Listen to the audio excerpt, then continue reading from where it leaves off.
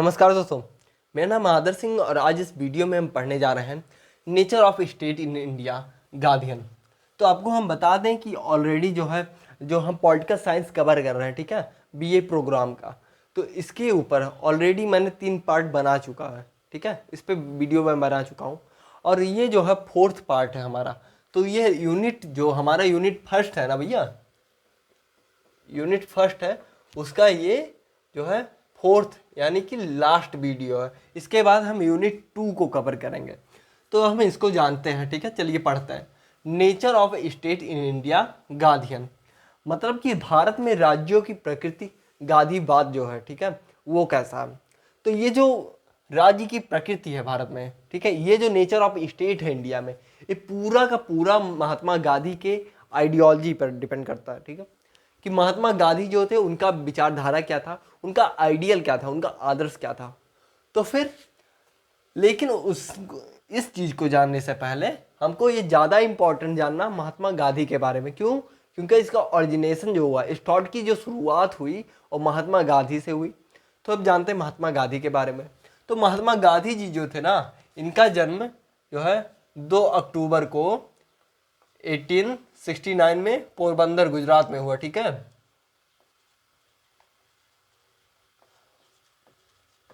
पोरबंदर गुजरात में हुआ कब?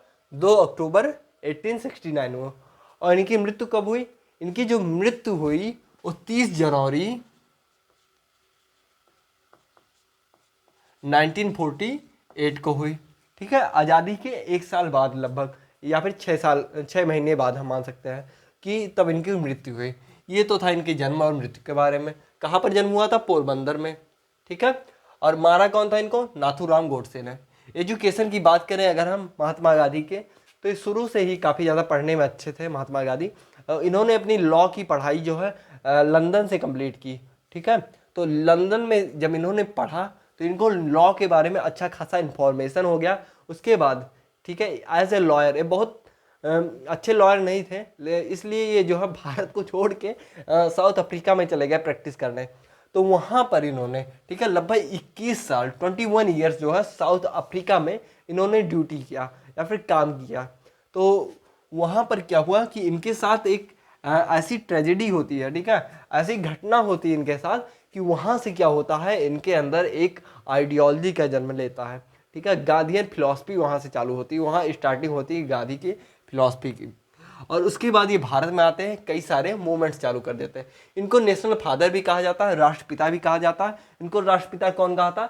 सुभाष चंद्र बोस ने कहा था, ठीक है। बहुत ज़्यादा लोग जो है सुभाष चंद्र बोस को ज़्यादा फेवर करते हैं, महात्मा गांधी को उतना फेवर नहीं करते हैं। लेकिन जब हम डीपली हिस्ट्री को देखें तो हमको पता चलेगा कि महात्मा गांधी जो है, उन्होंने सुभाष चंद्र बोस को अपना एक नालायक पुत्र कहा था। मतलब कोई कुल मिला के पुत्र, वहाँ नालायक पुत्र का मतलब कि एक ऐसा पुत्र उसके बाद जो बाप की बातें ना माने। अब बाप की बातों का मानने का मतलब, महात्मा गांधी जो थे अहिंसा को ज़्यादा सपोर्ट करते थे। उनका मानना था कि अहिंसा जो है, ठीक है, नॉन वायलेंस से हम अंग्रेजों को खदेड़ सकते हैं।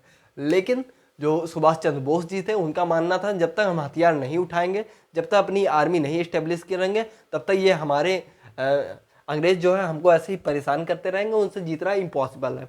तो वहाँ से शुरुआत होती है इन दोनों के अलगाव की, ठीक है। और इन्होंने ही राष्ट्रपिता कहा था, कौन? सुभाष चंद्र बोस ने। महात्मा कौन कहा था? महात्मा गांधी इनको कहा जाता है ना। पूरा नाम इनका क्या है? मोहनदास करमचंद गांधी। काफ़ी बड़ा नाम है, ओके, कोई बात नहीं।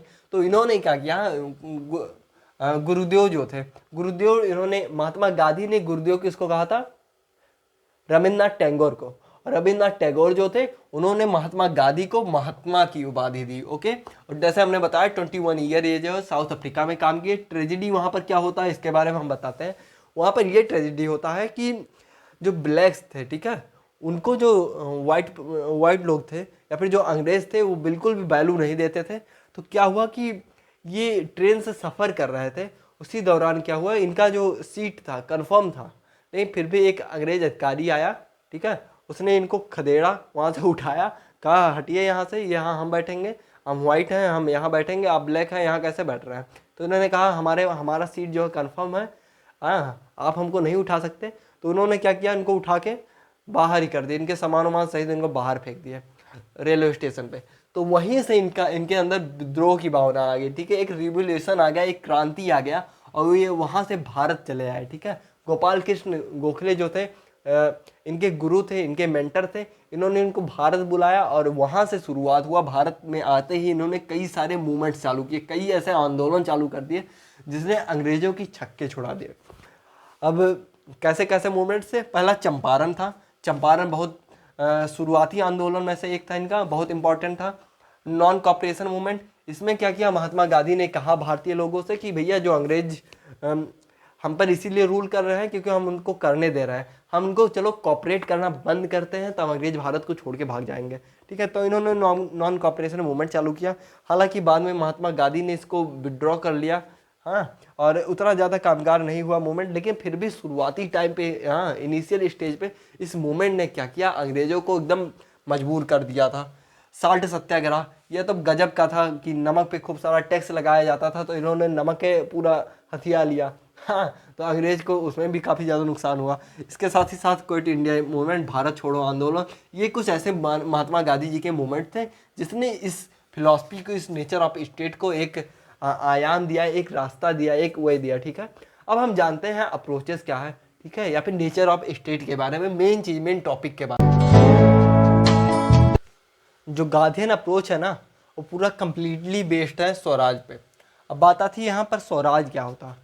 स्वराज जो होता है, स्वराज का मतलब होता है lack of foreign rule and the establishment of the self government. मतलब कि जो ये ऐसे टाइम का कॉन्सेप्ट है जब इंडिया में, ठीक है, अंग्रेज रूल कर रहे थे, इंग्लिश मैन रूल कर रहे थे, तो फॉरेनर्स का रूल था। तो वहाँ पर इनके अंदर आइडियोलॉजी आई कि यहाँ पर स्वराज होना चाहिए। स्वराज का मतलब स्वयं का राज, खुद का राज। इंडिया में खुद का ऐसा, इंडिया की खुद ऐसी गवर्नमेंट पॉलिसी होनी चाहिए और यहाँ पर वही गवर्नमेंट रूल करे, ठीक है। तो ये हो गया स्वराज। तो इनका जो दृष्टिकोण है पूरा स्वराज पर बेस्ड है। Gandhi consider the state condition to be bad. उन्होंने कहा कि स्टेट का जो कंडीशन है, ठीक है, जो राज्य की परिस्थिति है, ठीक है, वो बहुत ही ज़्यादा गंदा है, अच्छा नहीं है। इनका मानना था, किसका, महात्मा गांधी का। साथ ही साथ गांधी ने यह भी कहा कि the government that govern the least is the best. इनका यह भी मानना था कि जो गवर्नमेंट होती है ना, कम से कम लोगों को जो लीड करे वो ज़्यादा बढ़िया है। क्योंकि ये मानते हैं कि इंडिविजुअल जो है ना, एक व्यक्ति है जो व्यक्तिवाद है, ठीक है, इसको ज़्यादा ये सपोर्ट करते हैं कि जो इंडिविजुअल है उसको फ्री रहना चाहिए गवर्नमेंट के पॉलिसी से और गवर्नमेंट के ज़बरदस्ती रूल करने से। तो ये इसीलिए मानते हैं कि लिस्ट जो गवर्न करे वो गवर्नमेंट ज़्यादा अच्छा है। इसके साथ महात्मा गांधी जो है वो अपने शब्दों में कहते हैं, in the words of Mahatma Gandhi, the government is best that can interfere with giving complete freedom and the right to the people. मतलब इनका यही मानना है कि जो गवर्नमेंट होती है वो कंप्लीट फ्रीडम दे, पूरा का पूरा भैया आज़ादी दे, और साथ ही साथ अधिकार दे, कंप्लीट अधिकार दे हर चीज़ों का, तो वो गवर्नमेंट ज़्यादा अच्छा है। कौन कहता है, महात्मा गांधी कहते हैं। साथ ही साथ the state is primarily a symbol of the violence in the Gandhi's eyes. इनका यह भी मानना है कि जो स्टेट है, जो राज्य है, वो पूरी तरीके से वायलेंस का सिंबल है, ठीक है, पूरी तरीके से हिंसा का सिंबल है, जो यहाँ पर क्या करता है, रूल करता है लोगों के अंदर, हिंसा करवाता है। साथ ही साथ गांधी का जो आइडिया है स्टेट को लेकर, वो कहते हैं कि वो डेवलप हुआ, कैसे डेवलप हुआ, जब वो विक्टिम हुए, ठीक है। उनका जो दृष्टिकोण था ये स्टेट के ऊपर ये डेवलप कहाँ पर हुआ, जब साउथ अफ्रीका में विक्टिम हुए इस अंग्रेजी शासन का, जो वहाँ पर रूल कर रहा था, ठीक है, स्टेट का राज्य इस तरह। यहाँ पर राज्य क्या क्या मतलब है, हमने फर्स्ट जो वो था हमारा लेक्चर था उसमें मैंने बताया था। तो राज्य का यहाँ पर यही मतलब होता है कि कोई भी गवर्नमेंट बॉडी जो हम पर रूल कर रही हो। गवर्नमेंट से इसको रिलेट कर सकते हैं, राज्य के पास 4-5 चीज़ें होनी चाहिए, जैसे जनसंख्या होनी चाहिए, उसके साथ ही साथ गवर्नमेंट होनी चाहिए, तो एरिया होना चाहिए, तो ये सब चीज़ें डिपेंड करती हैं। तो इनका मानना यही है, ये जो आइडियोलॉजी इनका आया, इनके अंदर दृष्टिकोण आया, अप्रोच आया, वो अब साउथ अफ्रीका से स्टार्ट हुआ। साथ ही साथ Gandhi has opposed the western model of the state means more violence. ये मानते हैं कि जो वेस्टर्न मॉडल है, ठीक है, अप्रोच, जैसे हमने बताया जो अंग्रेज उस टाइम पे रूल कर रहे थे, बहुत ही ज़्यादा वायलेंस कर रहे थे। तो वहीं से माइंडसेट, कोई भी आइडियोलॉजी होती है ना, कोई भी विचारधारा होती है, तो उसकी शुरुआत जो होती है उस टाइम की कंटेम्प्रेरी जो सोसाइटी रहती है या कंटेम्प्रेरी जो गवर्नमेंट रहती है, तो उस हिसाब से वो आइडियोलॉजी बनता है। तो महात्मा गांधी का भी आइडियोलॉजी उसी टाइम पे जो अंग्रेज रूल कर रहे थे उस हिसाब से बना कि यहाँ पर जो स्टेट है भैया, जो सरकार है, जो गवर्नमेंट है, वो बहुत ही बेकार चीज़ है, बहुत ही गलत तरीके से लोगों के साथ पेश आती है। ठीक है। इसके साथ ही साथ Gandhi says that the nature of state has been violence, कि जो स्टेट है ना भैया, नेचर ऑफ स्टेट के बारे में हम पढ़ रहे हैं ना, तो इनका मानना है कि जो राज्यों की नीति है वो नीति ही हिंसा करना है। तो यहाँ पर नॉन वायलेंस का तो कोई वही नहीं है, जैसा महात्मा गांधी मैंने बताया नॉन वायलेंस को ज़्यादा सपोर्ट करते थे, तो इसीलिए इन्होंने स्टेट का विरोध किया। और उस टाइम पे क्या होता था, जो स्टेट था, अंग्रेज थे भारत पे बहुत गलत तरीके से रूल कर रहे थे, हिंसा बहुत कर रहे थे, वायलेंस कर रहे थे। तो इन्होंने कहा कि हिंसा ही प्रकृति है इसका, स्टेट का। ठीक है, स्टेट का वायलेंस ही नेचर है। इसके साथ ही साथ गांधी के अनुसार state is opposite to individual. जो इंडिविजुअल है ना, व्यक्ति है कोई, तो उसका हमेशा स्टेट जो है विरोध में रहता है, उसके सपोर्ट में नहीं रहता। और इंडिविजुअलिज्म है ना, उसको Mahatma Gandhi root cause of progress कहते हैं, कि अगर किसी भी सोसाइटी में, किसी भी गवर्नमेंट में, ठीक है, या फिर किसी भी स्टेट में जो प्रोग्रेस हो रहा है, तो फिर उसका कारण क्या है, उसका एक ही कारण है, वो है इंडिविजुअल। तो इंडिविजुअल की वजह से ही होता है, और इंडिविजुअल को इतना वैल्यू नहीं देते हैं लोग। ओके दोस्तों, इसके साथ ही जो महात्मा गांधी का व्यूज़ है, जो महात्मा गांधी के व्यूज है, दृष्टिकोण है, वो एक लव शो करता है किसमें, पर्सनल फ्रीडम में, कि एक व्यक्ति जो है, ठीक है, उसका एक खुद का जो है आज़ादी रहनी चाहिए, उस चीज़ के प्रति ज़्यादा ध्यान आकर्षित करते हैं गांधी। इसके साथ ही साथ महात्मा गांधी हैं जो वो चाहते हैं कि जो पॉलिटिकल ऑर्गेनाइजेशन है, ठीक है, उसका लीस्ट इंटरफेयर रहे किसी के लाइफ में, मतलब समझे, किसी के लाइफ में या फिर कहीं भी। और साथ ही साथ खुद भी महात्मा गांधी चाहते हैं कि जो पॉलिटिकल ऑर्गेनाइजेशन है उससे काफ़ी ज़्यादा दूर रहे। इसी वजह से बाद में उन्होंने जो इंडियन नेशनल कांग्रेस था उससे जो है खुद को किनारे कर लिया। ठीक है। इसके साथ महात्मा गांधी जो थे, महात्मा गांधी का जो स्वराज है उसका मीनिंग हमें बताया कि the government with the consent and the participation of the people, मतलब कि जो गवर्नमेंट होनी चाहिए, हाँ, स्वराज में, वो लोगों के सहमति से और साथ ही साथ भागीदारी से बनी रहनी चाहिए। समझे कि जो स्वराज का मतलब है उसमें सहमत भी रहनी चाहिए और साथ ही साथ भागीदारी भी रहनी चाहिए। यही हमारे इंडिया की डेमोक्रेसी में रहता है कि लोगों के सहमति से हम लोग सरकार को चूज करते हैं और हमारी भागीदारी रहती है सरकार को चूज करने में। समझे आप। तो लेकिन उस टाइम पे क्या था, जब स्वराज नहीं था तब क्या था, जो ब्रिटिशर्स थे भारत में थे, अंग्रेज जो थे, तो वो खुद के हिसाब से खुद का एक रूल बनाते थे जिसमें इंडियन का कोई इंटरफेयर नहीं रहता था, बस हमारे ऊपर रूल किया जाता था उन रूल्स के थ्रू।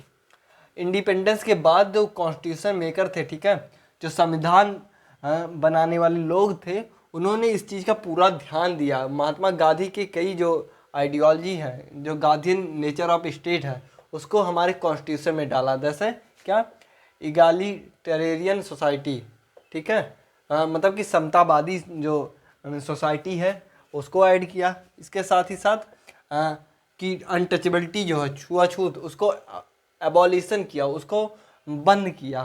कॉन्स्टिट्यूशन में हमारे आर्टिकल 17 जो है वो कॉन्स्टिट्यूशन का आर्टिकल जो 17 है वो एबॉलिश करता है अनटचेबिलिटी को। इसके साथ ही साथ अटेंशन टू द वीकर्स, जो कमज़ोर वर्ग है उनके प्रति अटेंशन दिया गया, ध्यान दिया गया, उनको रिजर्वेशन दिया गया, उनको मजबूत किया गया। ठीक है। तो ये कुछ चीज़ें जो हमारे कॉन्स्टिट्यूशन बनाने वाले लोग थे उन्होंने महात्मा गांधी के आइडियोलॉजी से ले ली। इसके साथ ही साथ महात्मा गांधी जो थे वो चाहते थे कि पावर जो रहे, ठीक है, वो डिसेंट्रलाइज रहे, एक सेंट्रल पावर ना रहे। सेंट्रल पावर रहेगा तो क्या करेगा, लोगों के ऊपर गलत तरीके से भी रूल कर सकता है, लीड कर सकता है। इसीलिए महात्मा गांधी ने एक चीज़ को और सपोर्ट किया, पंचायती राज सिस्टम को। जो पंचायती राज सिस्टम रहेगा ये उनका मानना है कि ये काफ़ी ज़्यादा रहेगा, काफ़ी अच्छा रहेगा। पावर जो है 5 लोगों में बटी रहेगी। पंचायती राज सिस्टम में क्या होता है कि गांव या फिर 5-6 गांव के जो है मुखिया बनाए जाते हैं, उनको चूज किया जाता है और 5 लोग रहेंगे। और इसका चुनाव भी होता है पंचायती राज सिस्टम का, अब तो चुनाव भी होने लगा, एक मुखिया रहता है जो लीड करता है। तो ये चीज़ें जो होंगी ये पावर को डिसेंट्रलाइज करेंगी, इतना ज़्यादा पावरफुल नहीं रह जाएगा कोई एक गवर्नमेंट या कोई भी पार्टिकुलर आदमी। इसके साथ ही साथ इनका मानना है कि इंडिया जैसे कंट्री में डायरेक्ट डेमोक्रेसी जो है वो इम्पॉसिबल है। ठीक है दोस्तों, समय के साथ जो है भारत जो है आज़ाद हो गया और अंग्रेज भारत से चले गए। वहाँ से क्या हुआ, मीनिंग जो स्टेट का था धीरे धीरे बदलता चला गया, और महात्मा गांधी का जो कॉन्सेप्ट था वो भी धीरे धीरे उसमें बदलाव किए गए। जैसे हमने बताया, उनके महात्मा गांधी के कई आइडियोलॉजीज़ को हमारे इंडियन कॉन्स्टिट्यूशन में डाला गया, ठीक है, हमारे भारतीय संविधान में डाला गया। और इसी के साथ ही साथ जो एग्जिस्टेंस था किसका, स्टेट का, वो जस्टिफाई हो गया, और स्टेट ने कॉन्टीन्यूअस वर्क चालू कर दिया और बेनिफिट करने में लोगों को, लगातार लोगों को जो राज्य था वो फ़ायदा पहुंचाने लगा। और इसके साथ ही साथ लोग जो है प्रोग्रेस करने लगे और वेलफेयर भी देने, कल्याणकारी राज्य के रूप में भी स्टेट जो है उभरा। तो इससे क्या हुआ, लोगों को कई फ़ायदा हुआ, यहाँ पर थोड़ा मीनिंग चेंज हो गया स्टेट का।